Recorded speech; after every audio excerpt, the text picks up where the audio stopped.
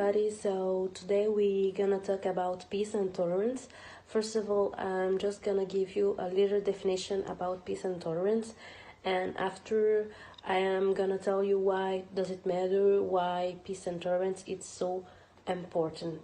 So, as we know, actually we live in a world which accommodate various kind of people within it, and these people belong to different castes, religion, culture, or ethnicity.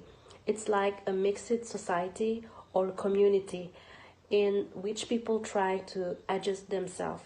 And also, these people may carry different psychological, social, and temperamental attitudes and need which could be other way round from others. So it justifies that through everybody living in the same place and surrounding but the true and needs, wants, and attitude can differ from each other's. This is what nature is.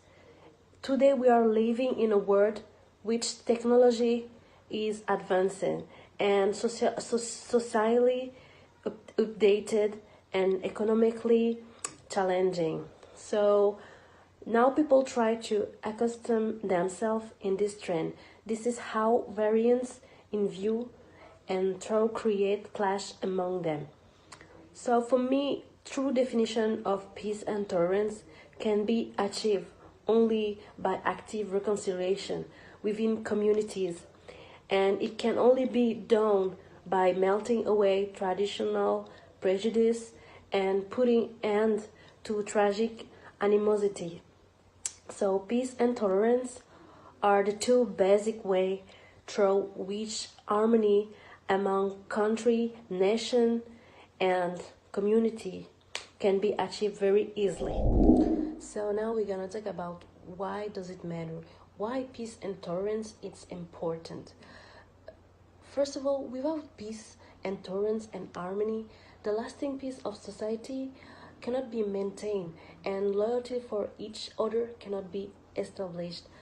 Loyalty is born from feeling of love and affection. At a personal level, the feeling of love strengthens the feeling of loyalty. When, for example, a citizen loves his country, he exhibits loyalty and devotion and makes sacrifice for the sake of the country. So, if sentiments of love do not exist, then the spirit of sacrifice cannot be formed.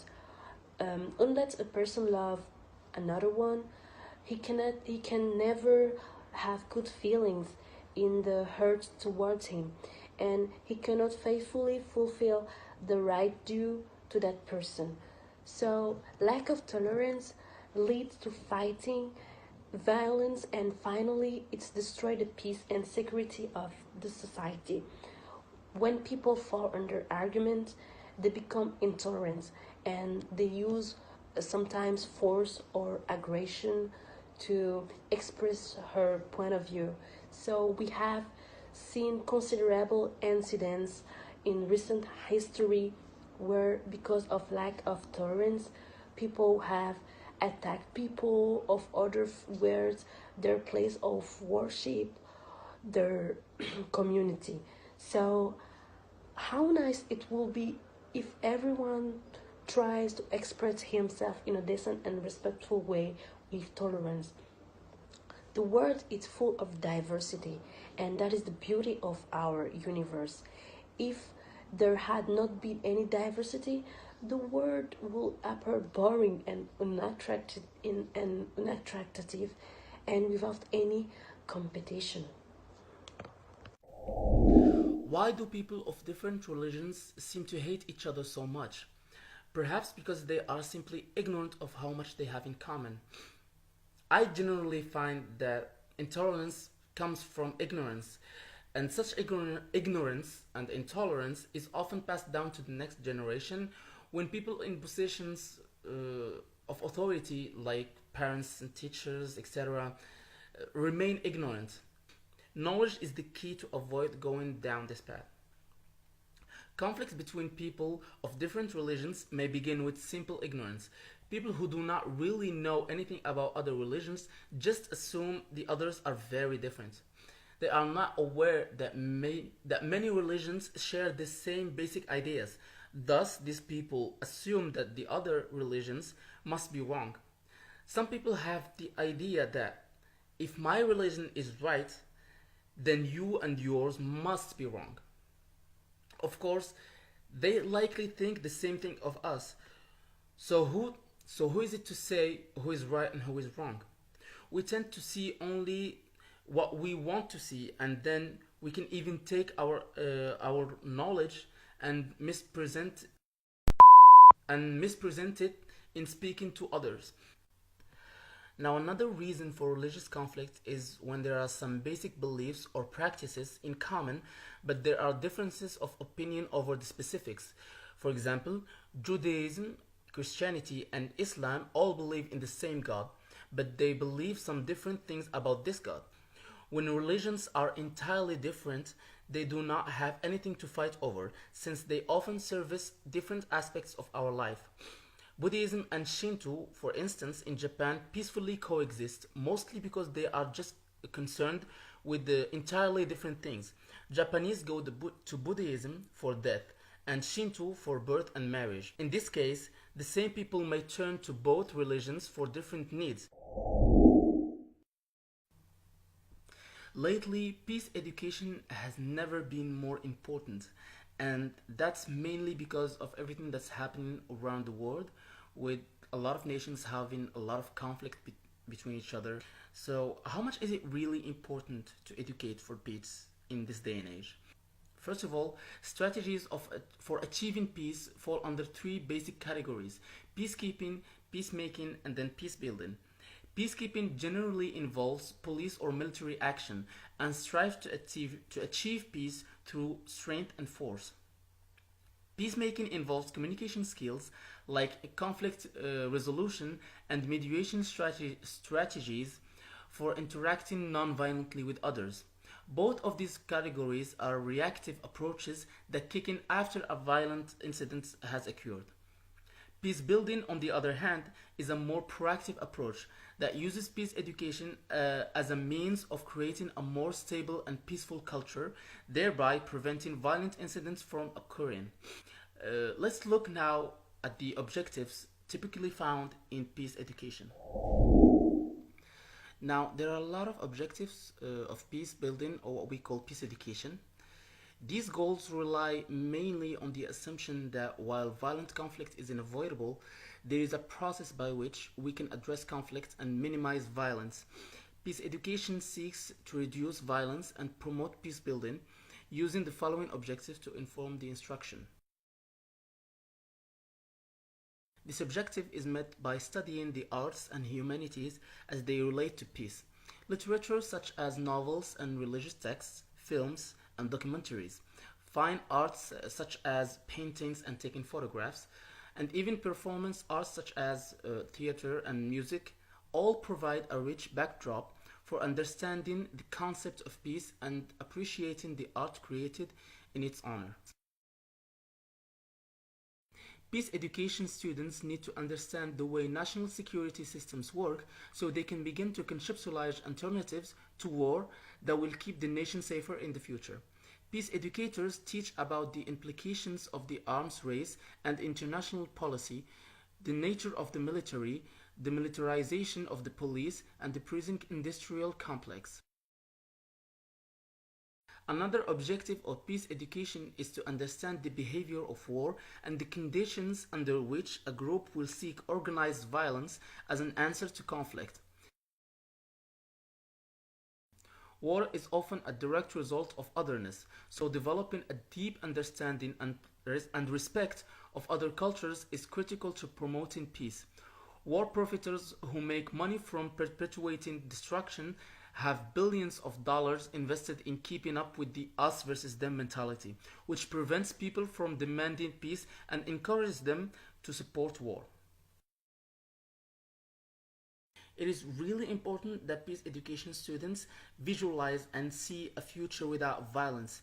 And to do that, peace educators must promote a healthy optimism by showing students that it is possible to affect the future by what we do today.